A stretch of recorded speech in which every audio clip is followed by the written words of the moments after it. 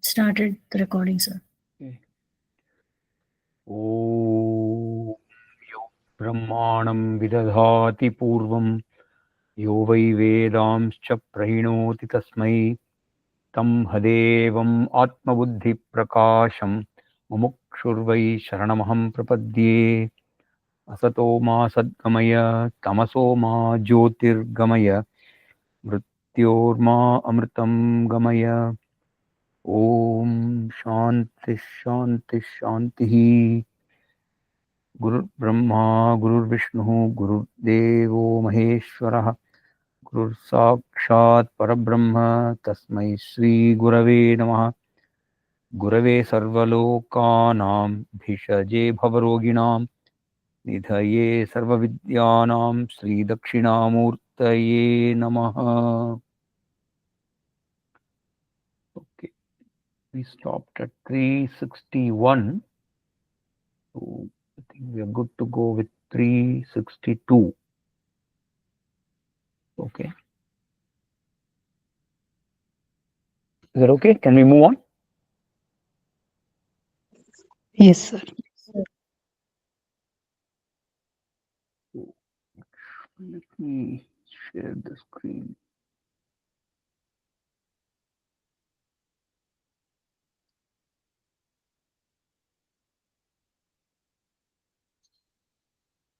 Okay, is it visible? Yes. Right, so we'll chant 362. Nirantarabhyasa vashat निरन्तराभ्यास Nityabhyasavashat वशात् itham pakvam mano इत्थं पक्वं मनो pakvam pakvam पक्वं मनो mano brahmani liyate yada ब्रह्मणि लीयते यदा tada samadhihi तदा tada समाधिः savikalpa varjitah सविकल्पवर्जितः स्वतोद्वयानंद रसानुभावकः. स्वतोदयानन्दरसानुभावकः Okay, स्वतः स्वतः swataha स्वतः अद्वयानंद रस अद्वयानन्दरस अनुभावकः. अनुभावकः Okay, so निरन्तराभ्यासवशात् तदित्थं पक्वं मनो ब्रह्मणि लीयते यदा तदा समाधिः सविकल्पवर्जितः स्वतोद्वयानन्दरसानुभावकः. So this is a continuation of the nididhyasanam through the nirvikalpa samadhi practice. Nirantara abhyasa vashat. Nirantara abhyasa here refers to the practice of the nirvikalpa samadhi. Abhyasa is basically repeated practice. Nirantara abhyasa is continuous, consistent practice. By virtue of that vashat, itham, in this manner, pakvam manaha brahmani liyate yada. So the mind becomes accustomed to getting into that samadhi state without much effort. Anything that you practice consistently gives you that ability to do that particular action spontaneously without much thinking, much effort. You may even call it muscle memory, so to say. Yeah. So very simple exercise. A lot of people can stand on one leg for quite some time. Maybe even 5 or 10 minutes. But standing on that one leg with your eyes closed is a lot more difficult. And that requires practice. Okay, so initially you can't even do it for 2 or 3 seconds. But then once you train yourself through that, standing on one leg with your eyes closed, you can try it sometime when you have the time. Yeah. It is not easy because when you stand on one leg, your balancing has to be very quick and instant, and your eyes are very important to give you that feedback, which muscle to flex and all that. And when you close your eyes, that feedback mechanism is lost. So you have to somehow feel your muscles in the leg and accordingly adjust your position. So that takes some time. So exactly like that, the Nirvikalpa Samadhi practice also requires a lot of training. So that is your Nirantara Abhyasa Vashat. So you practice maybe after a few months, within a few seconds of you sitting and closing your eyes, you may be able to reach that deep meditative state. And then that itself is a mark of a disciplined mind. And because you have been repeating this Vedantic teaching in that state of mind in all these months of training, your mind getting into that thought pattern will also become very easy and automatic. And that is what Pakvam Manaha represents. A Pakvam Manaha, Pakvam really means a ripe, a ripe fruit is called a Pakvam. Anything that is ready to eat is Pakvam. Similarly, a very mature mind is that which can effortlessly come into the Nirvikalpa Samadhi state and also start recollecting start repeating the Vedantic teachings in the Sukshma Vritti, that subtle thought process. That is the Pakvam Manaha. And when you do that, your mind is one with Brahman, because you have then become Brahman, become within quotes. Yeah? So you have internalized the teaching to that extent that you feel that Swarupam of Brahmatvam in you.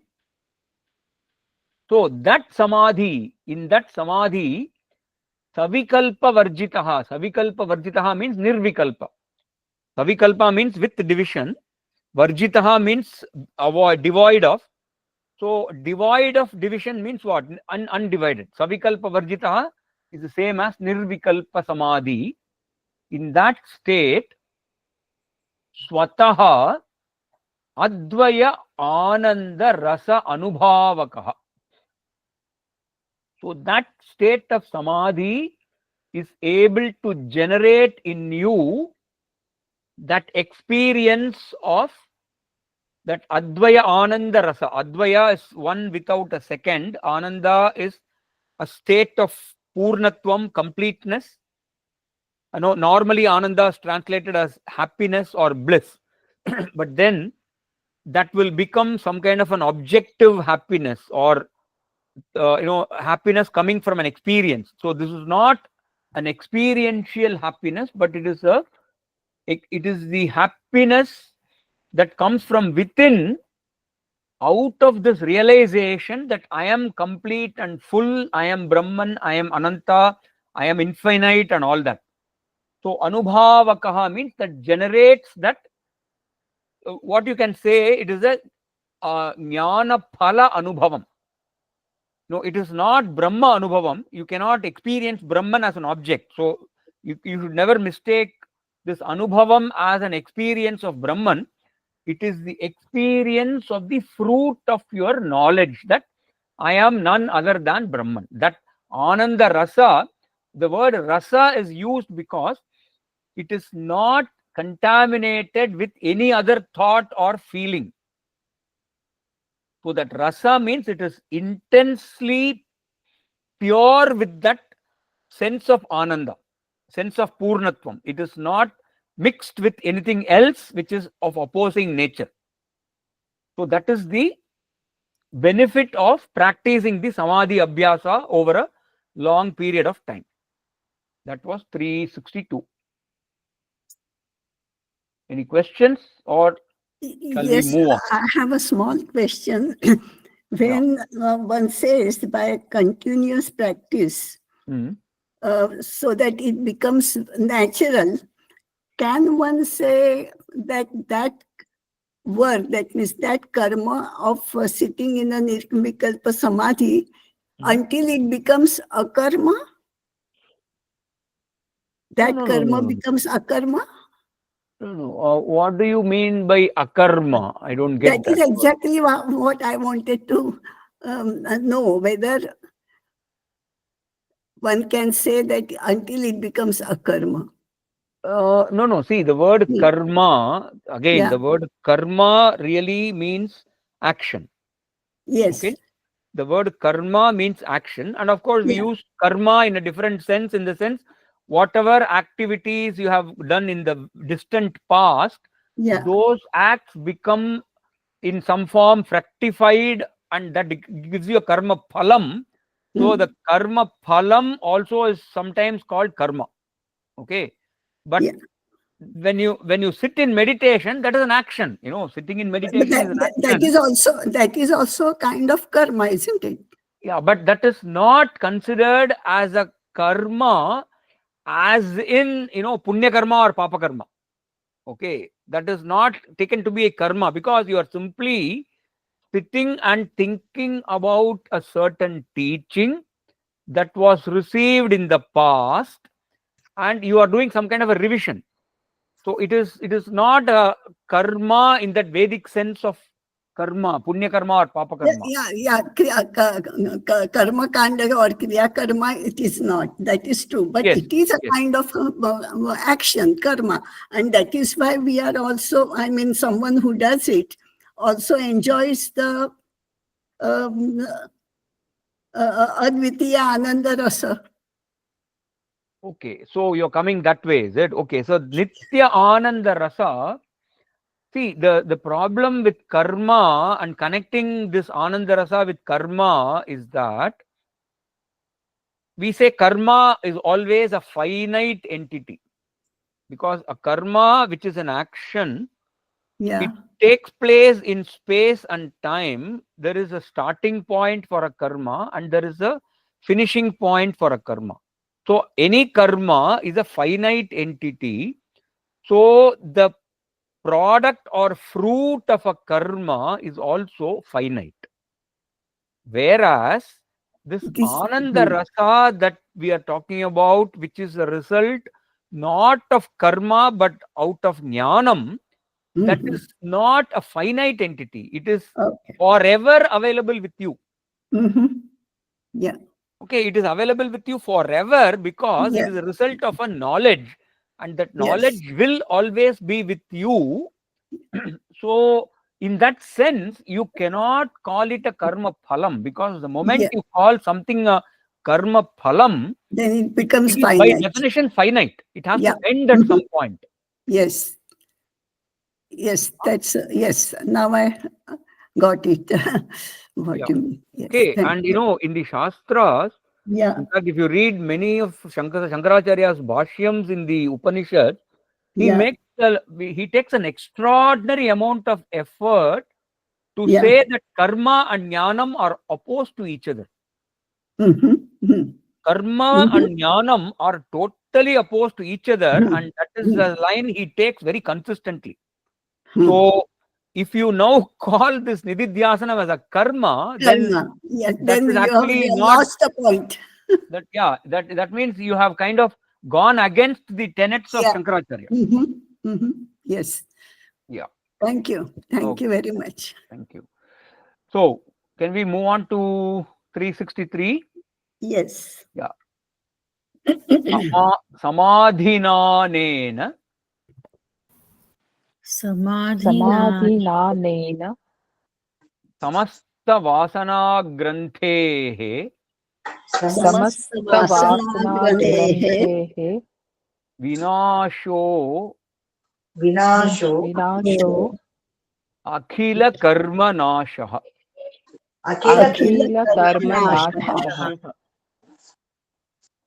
Antar bahihi sarvata eva Antarbahihi sarvat eva eva sarvada sarvada swarupa vispurti Swarupa Vispurtihi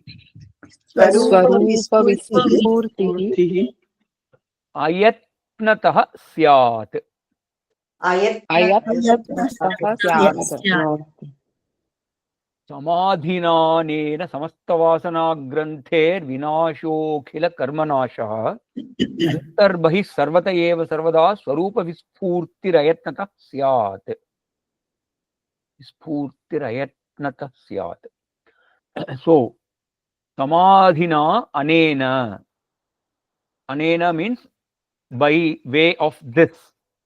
So, by way of this samadhi, by way of practicing samadhi in this manner, samasta vasana granthehe vinashaha.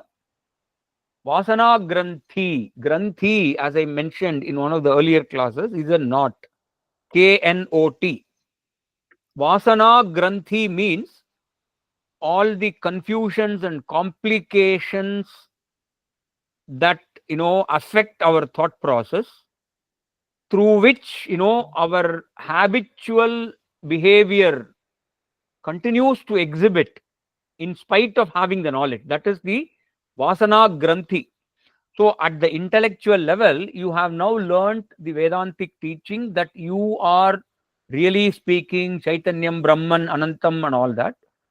But in spite of this knowledge, at the behavioral level, on a day-to-day transactional basis, we continue to express all those anger and disappointment and negative feelings and everything, with others, which is actually inconsistent with the knowledge. That is why it is viparita bhavana. We use the word viparita bhavana, and that is vasana granthi. Vasana means really a remnant, whatever is left over. Your ignorance is more or less cleaned, but there is a small layer left which is to be removed, which is the purpose of nididhyasanam. And so, having performed this samadhi abhyasa nididhyasanam, this vasana granthi is also removed. So it is now a shining mirror kind of a mind, and that results in akhila karma nashaha. So with that, all your karma, here the karma word means prarabdha karma. All the karma, your sanchita agami is gone. Prarabdha continues, but you are not affected by the prarabdha because you know that it is not reality. You have removed, or you have taken away the reality that you would normally attribute to the world. So the prarabdha karma's effect does not affect you emotionally. Yeah, emotionally it doesn't touch you. That is the karma nashaha. And the result is antarbahihi sarvata eva sarvada swarupa vispurtihi. We will come to ayatnataha a little later. Yeah, so antarbahihi means inside and outside. Inside and outside, what do you do? Swarupa vispurtihi. Now, swarupa vispurti means swarupa here is brahmatvam, that Brahman nature. Vispurtihi means to perceive or to acknowledge or to experience. Now, I am using the word experience very carefully because experience generally we use for objective experience. But here it is not an objective experience, but you acknowledge that whatever you see outside is a manifestation of Brahman, the Sat aspect of Brahman, and inside you experience the consciousness as the Chit aspect of Brahman.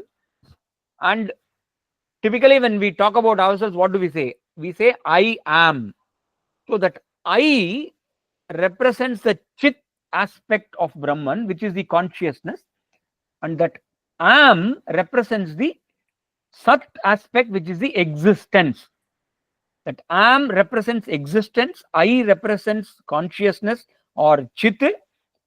So in the antaha, in the inside experience, you experience both the chit and sat. Whereas in the outside world, you don't experience the chit directly, but you experience the sat. So anything that you see in front of you, you acknowledge that this is really Brahman presenting itself. So you look at the tree and you say this is Brahman presenting itself as a tree. Or if you see an animal, you can say the Brahman presenting itself as this animal.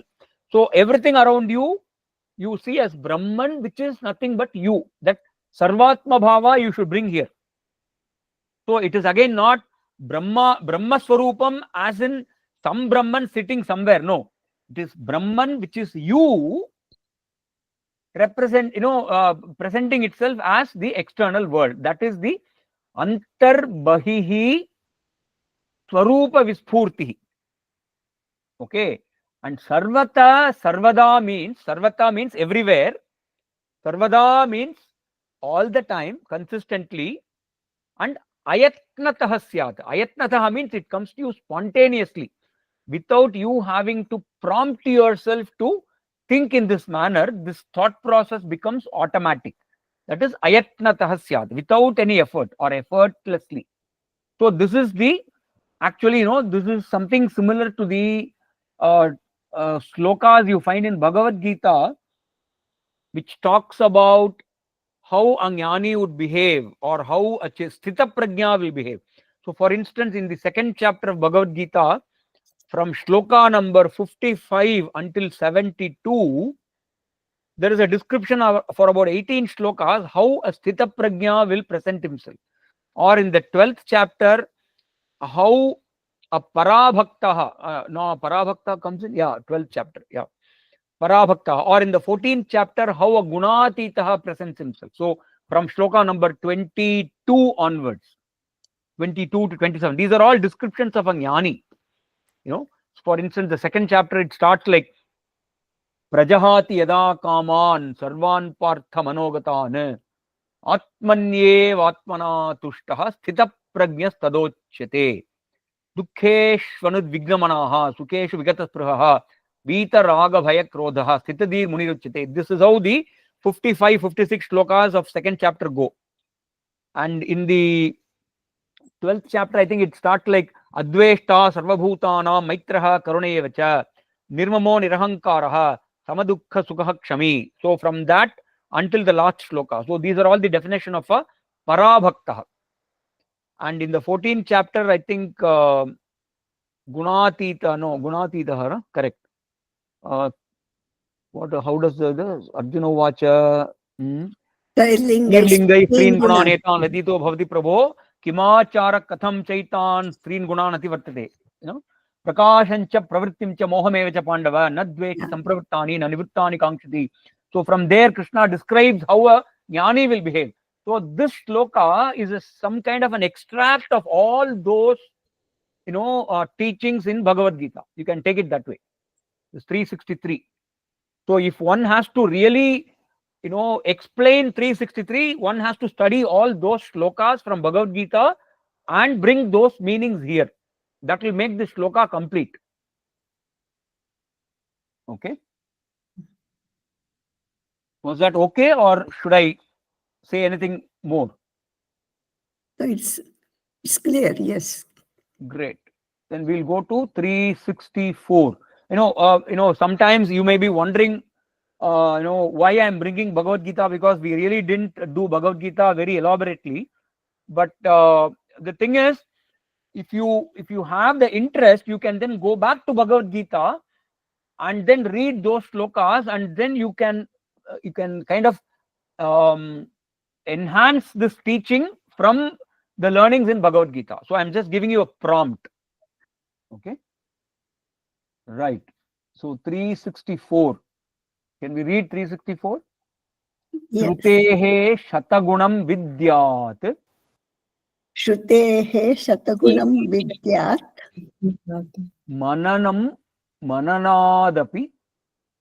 Mananam, Mananadapi. Mananadapi. Mananadapi. Mananadapi.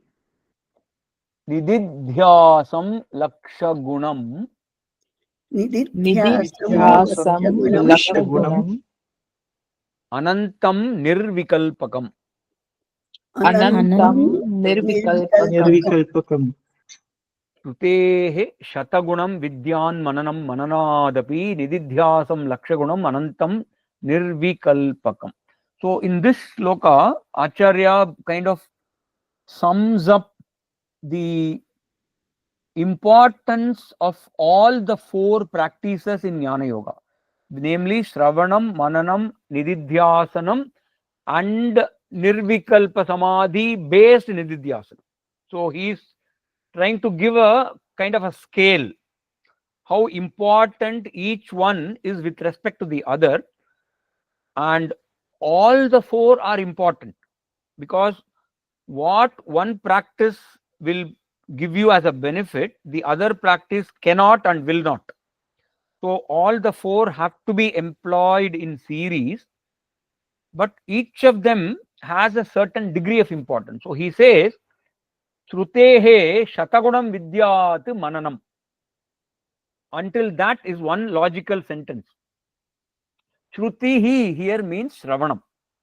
Normally the word Shruti is used to denote the Vedas also, but here in this sloka the word Shrutehe refers to the Shravanam aspect.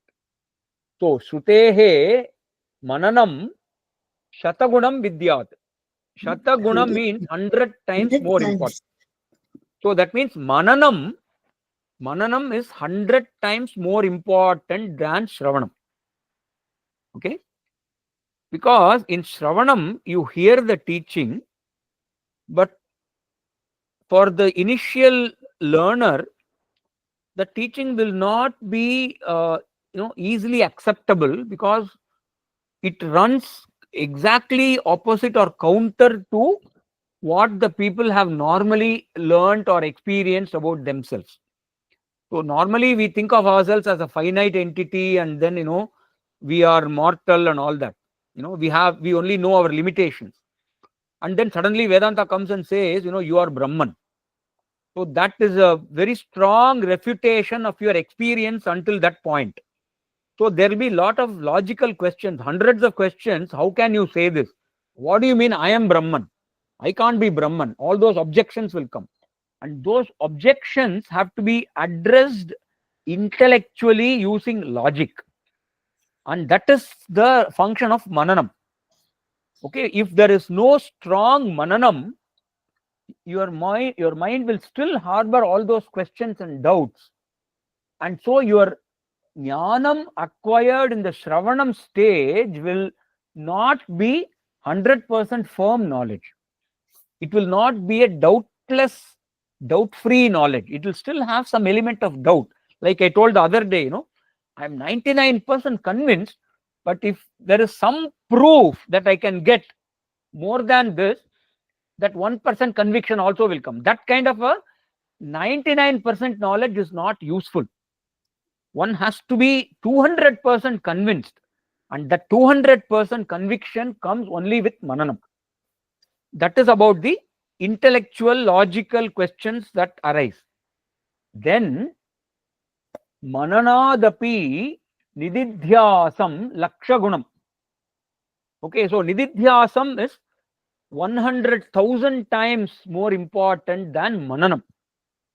Because let's say you have done Shravanam and very successful Mananam, but you continue to behave as though you are an Ajnani, because your Jnanam is somewhere in your intellect, in one corner, but your behavior is completely dominated by your emotional mind, which is an emotional layer. We call this Manomaya and Vijnanamaya. So the Manomaya is the emotional center of your mind, and Vijnanamaya is your intellectual engine. And this Manomaya will very often not lend itself to be controlled by the intellect. You will know that something is correct, but still you will continue to do something contradictory to your knowledge because of some habitual problem. So as long as that happens, all your Shravanam and Mananam is a waste. So the Nididhyasam actually brings the teaching from your intellectual layer to your behavioral layer, and that shows in the transformed behavior that you exhibit in all your transactions, which is why Nididhyasam is 100,000 or 1 lakh times more important than Mananam. And then the final part, Anantam Nirvikalpakam. No, Anantam means Acharya probably is saying, I don't know how many zeros to put. You can put as many zeros as you want. It is much more important than Nididhyasanam, because there are different ways of doing Nididhyasanam.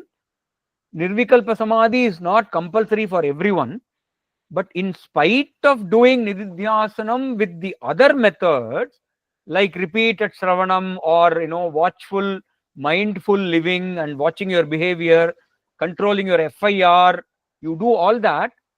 In spite of it, there is some behavioral issue that is still not going away. Then this Nididhyasanam using Nirvikalpa Samadhi becomes extremely important, because that is what will eventually deliver you free from all those emotional problems. So Nididhyasam Lakshagunam Anantam Nirvikalpakam. Nirvikalpa Samadhi Abhyasa is infinite times more important than the other forms of Nididhyasanam.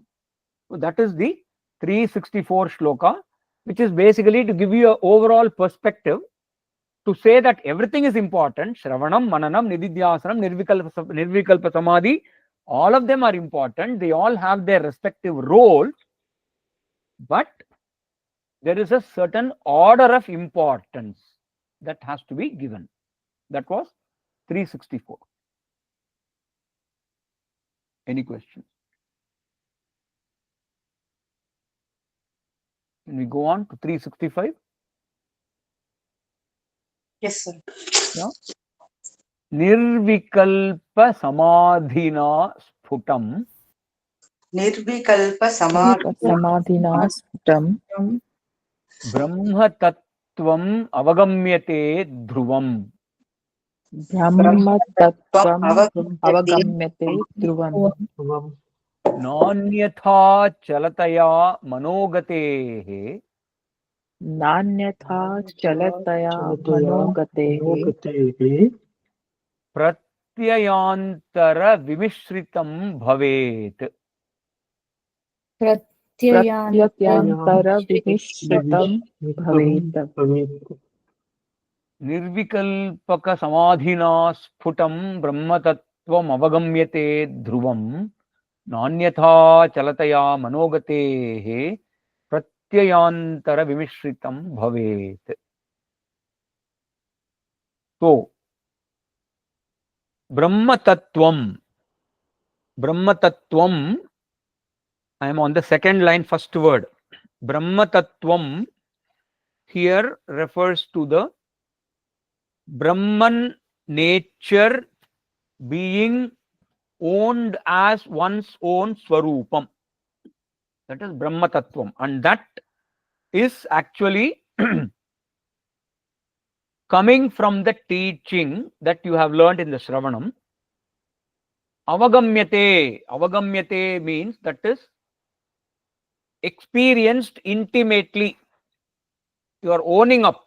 Until the Shravanam and Mananam was happening, that knowledge was perhaps some kind of a distant, shall we say, something which is at a distance. It's still not come close to your heart. Now in this Nididhyasanam and Nirvikalpa Samadhi, that knowledge has become an integral part of your thought process, and that is when you experience within quotes the knowledge that I am Brahman. So you are no longer looking for some kind of a proof that you are Brahman, but you are convinced you are Brahman. You act as though, not as though, you act like Brahman, more or less. Yeah. So dhruvam means solidly, strongly. Brahma tattvam avagammyate dhruvam. So that experience within quotes of your Brahman nature, you experience unwaveringly. Dhruvam, you can say unwaveringly. And sputam, the word sputam means clearly. Clearly again means without any doubt, which is a result of nirvikalpa samadhi. So the first two lines actually means through the practice of nirvikalpa samadhi, one is able to intimately and clearly, doubtlessly experience for oneself that one is not different from Brahman. Okay, that is how you can translate the first two lines. So that Brahma Tattvam Avagamyate is actually your owning up. You no longer have any doubt. I'll give you a very funny example, funny maybe for some people. When somebody is newly married, you just got married a few days before. It really takes a little while for you to get used to the feeling that you now have a spouse. Until the marriage, you were a single person, single man or a single woman. And now you suddenly have another person in your life, and that person is now completely, part of your daily life. It takes a little while to get used to that feeling. I don't know how many of you remember that, but this is a good example. So until you came to Sravanam and Mananam, you thought Brahman is some entity sitting somewhere. And now for you to own up that Brahman nature as my true nature, it's a little like you accepting finally that you are a married person. Okay, this is maybe a very silly example, but I thought it was a very, at least for me, it's a very powerful example. Okay, so Brahma Tattvam Avagamyate Dhruvam. Then Nanyatha Chalataya Manogatehe. So Anyatha Chalataya means the wavering mind. Normally when you sit in meditation, your mind kind of wavers all over the world. It will even make a round trip around the world and come back.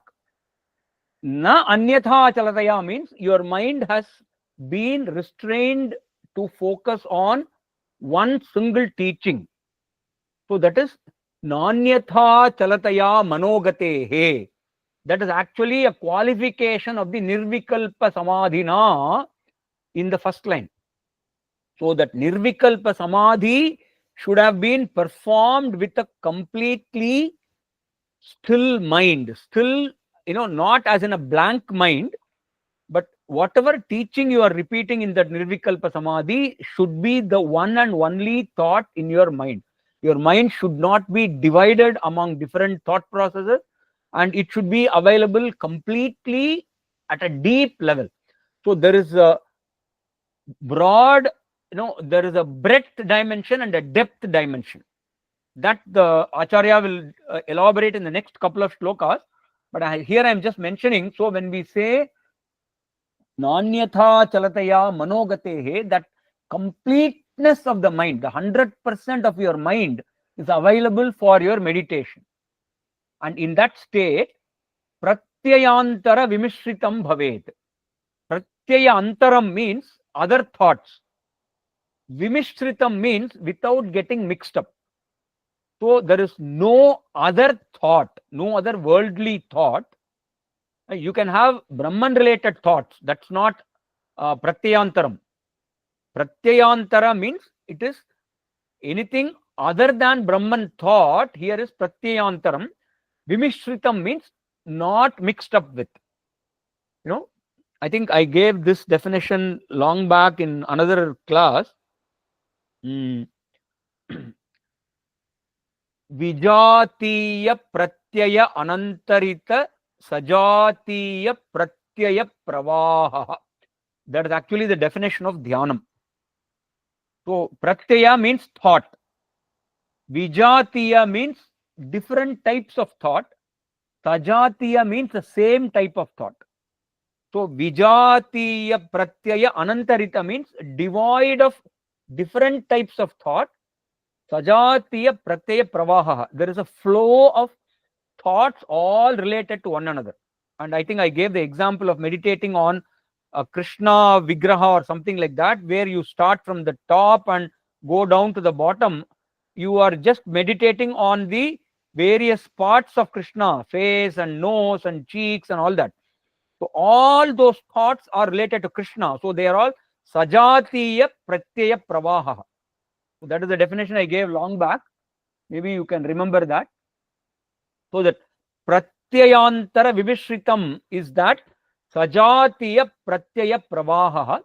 So that is the kind of mind control that you have during the Nirvikalpa Samadhi practice. So this is just a description of how Nirvikalpa Samadhi is performed and what kind of a benefit it can give you. That is 365. Any question? No, sir. It was good. Was I audible throughout? Yes, sir. You are Did you audible. hear Yes. my voice Yes, at any yes. point? No, right. Okay. I enjoyed the example also, sir, that you gave. It's very opt only. Yeah, right. Right. Okay, okay. So we'll go to 366. Ataha samadhatsva Athaha samadhatva yatendriyah san Yatendriyasan nirantaram Nirantaram shantamanaha pratichi Shantamanaha Pratichi vidvamsaya Vidvamsaya dhvantam Dhvantam Vantam anadya vidyaya Anada Vidyaya kritam Kritam Kritam tadekatva vilokanena. Tadekatva Vilokanena Ataha samadhatsva yatendriya san nirantaram shantamana pratichi vidvamsayat dhvantam anadya vidyaya kritam sadekavat vilokane sadekatva vilokanena sadekatva vilokanena. Okay. So samadhatsva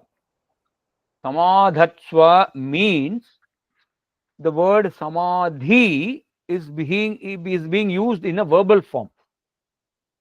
So samadhatsva means practice the samadhi practice the samadhi exercise. How? Yatendriyaha san. The word ataha means therefore or in this manner. You can take it both ways.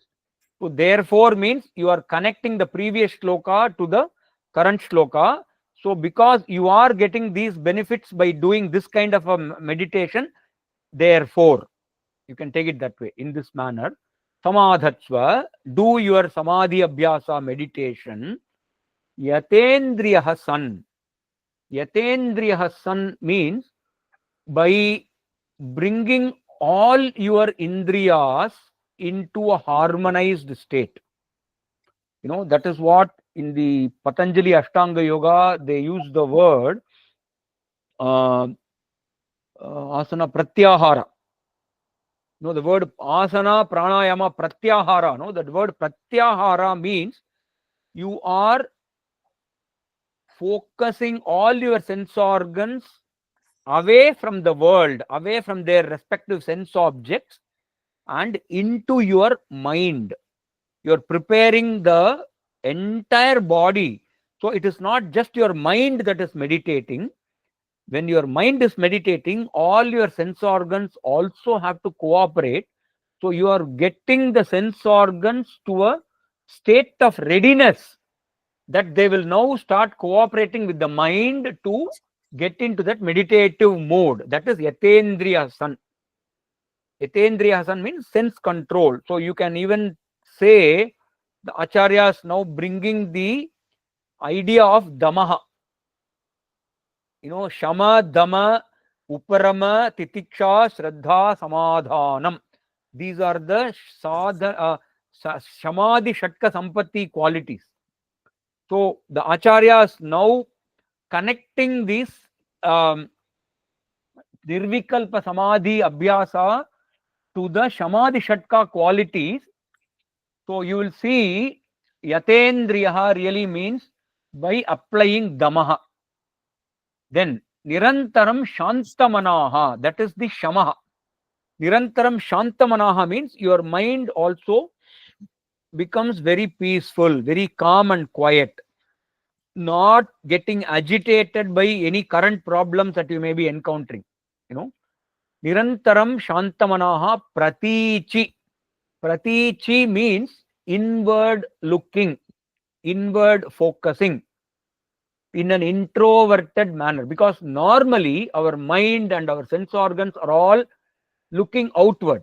They're all extroverted because by design they are meant to perceive the outside world. So that is their normal function. But in a meditation, your mind has to look inward, and for that to happen, the sense organs also have to stop looking outward. So the shama and dama have to go together. So shantamanaha pratichi should be connected to samadhatsva. So you focus everything inward. And vidvamsaya. Vidvamsaya means destroy. Destroy here means to remove, clean up. To completely clean up is vidvamsaya. Vidvamsaya normally would mean to kill also sometimes. Vidvamsaya means to completely destroy, but here it is to completely remove. What? Dvantamana avidyaya kritam. Avidya is ignorance. Avidya is ignorance. Dvantamana, dvantam means darkness. So here avidya or ignorance is compared to darkness. Okay.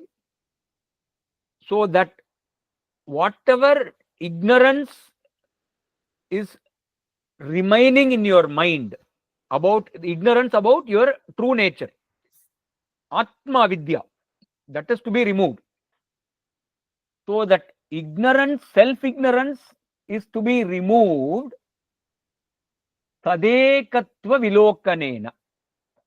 Tadekatvam. Tat here means Brahman. Ekatvam is Advaitam. We saw the word Advaitam also in one of the previous shlokas. Advaitam we have to keep remembering all the time. Where did we see? Advaitam. 362 we saw Advayananda Rasa Anubhavaka. That Advaya is Advaitam. Advaya means without a second. Advaitam means without a second. And here Ekatvam is also Advaitam without a second. Vilokanena here means, normally Vilokanena means by seeing, perceiving. But here Vilokanena is not by seeing with your eyes, but by realizing within yourself, owning up. Vilokanena you can also say by owning up your true nature as that of Brahman, which is one without a second. That is again, that knowledge comes from Shravanam. So in Nididhyasanam, in the Nirvikalpa Samadhi based Nididhyasanam, it is not to maintain a blank, thoughtless state of mind, but it is to deeply concentrate on one particular teaching, one particular aspect of the teaching. And so you have to actively entertain a vritti. Vritti is a thought process. An active maintenance of one or the other vritti from Shravanam is the ultimate objective of the Samadhi Abhyasa. So that Sad Ekatva Vilokanena really means you repeat the teachings from the Shravanam. Through that, you remove that small, minute, final layer of ignorance also. And you maintain a calm, total mind. Apply your mind totally in this process. That is the 366. Okay. I'm sure a lot of these shlokas you will find to be repetitive in nature, but that is by design, because as I said, this topic itself is a very sensitive and very subtle topic. So unless you listen to the same teaching in different languages, it probably might escape you. So please bear with our Adi Shankaracharya for repetition. He just has your, your welfare in mind when he does that. Okay. Yes. So that was 366. Any questions?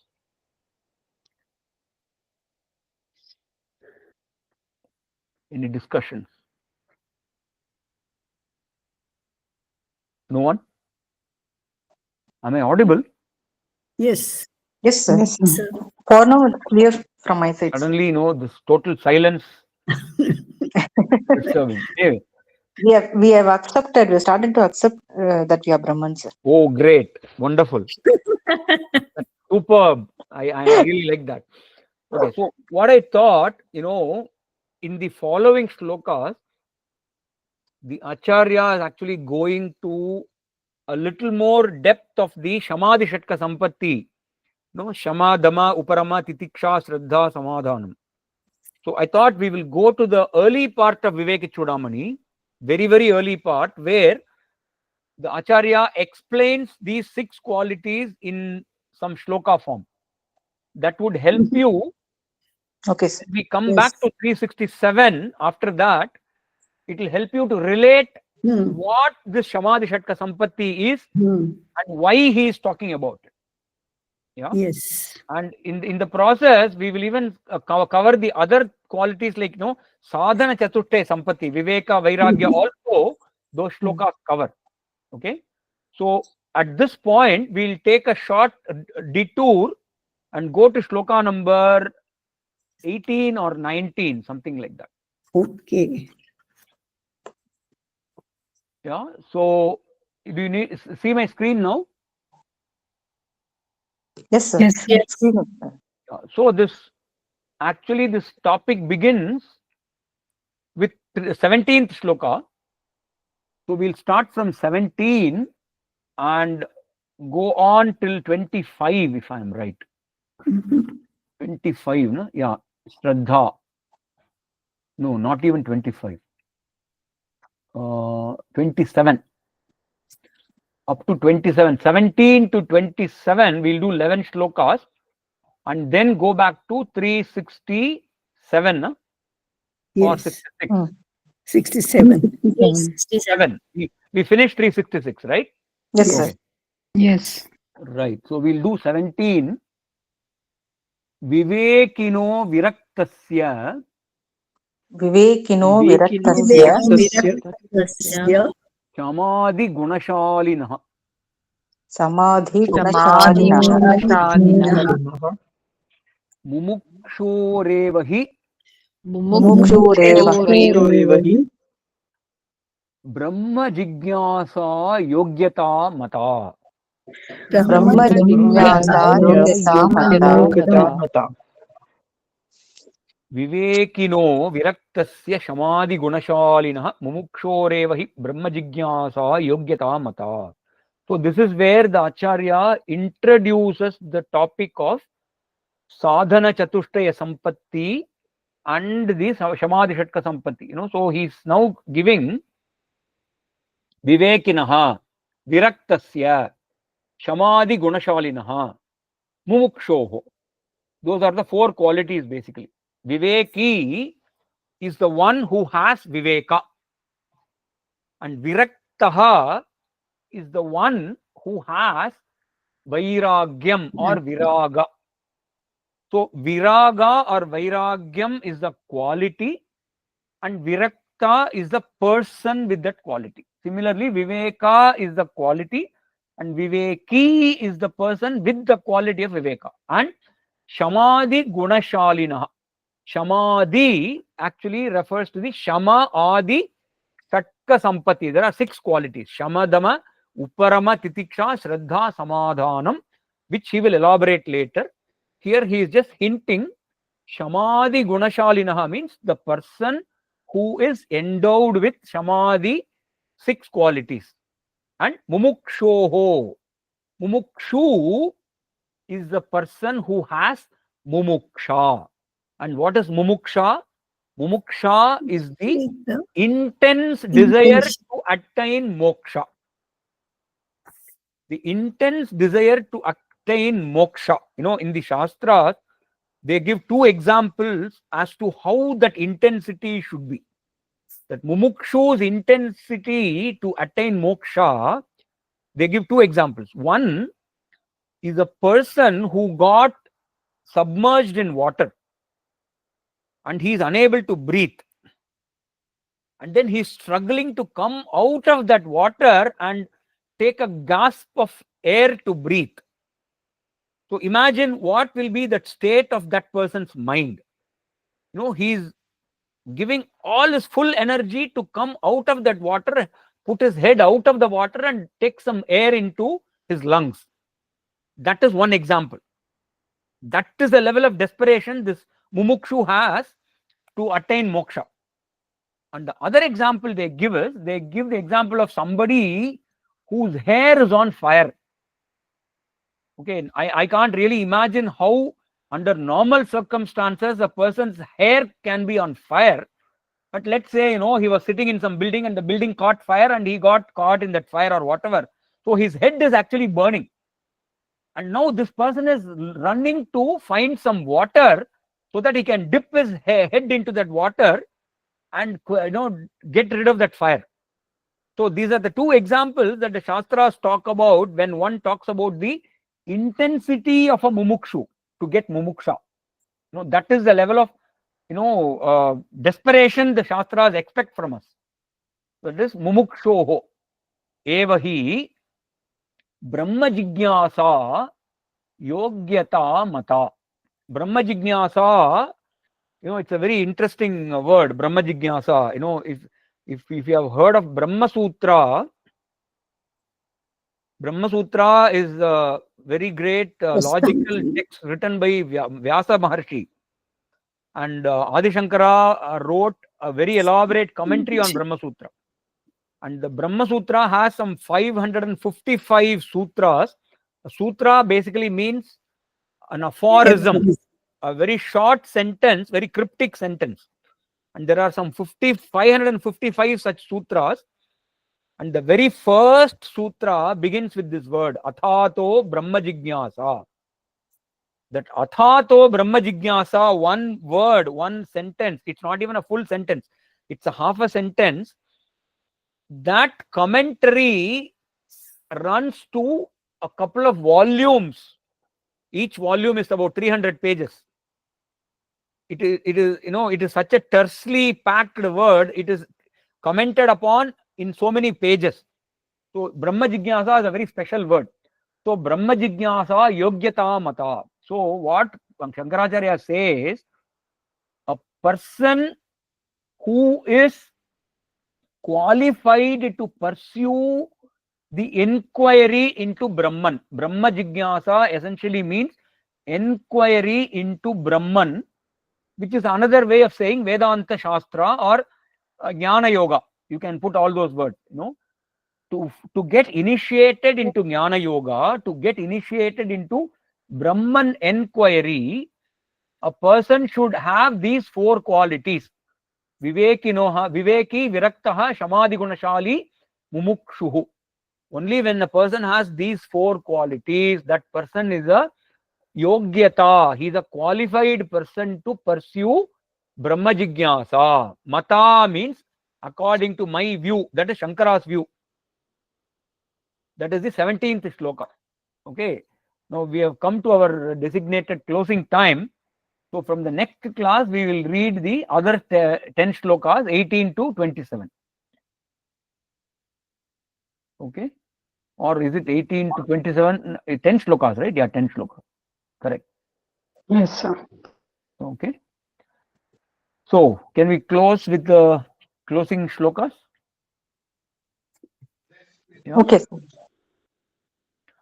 Om Purnamadaha Purnamidam Purnat Purnamudachyate Purnasya Purnamadaya Purnameva Vasishyate Sarvesham Swastir Sarvesham Shantir Bhavatu Sarvesham Purnam Bhavatu Sarvesham Mangalam Bhavatu Sarvepi Sukhinas Santu Sarve Santu Niramayah Sarve Bhadrani Pashyantu Ma Kaschid Dukkha Bhavet. Om Shanti Shanti Shanti. Can we spend 1 minute before we close off? Can you stop the recording, ma'am? Yes.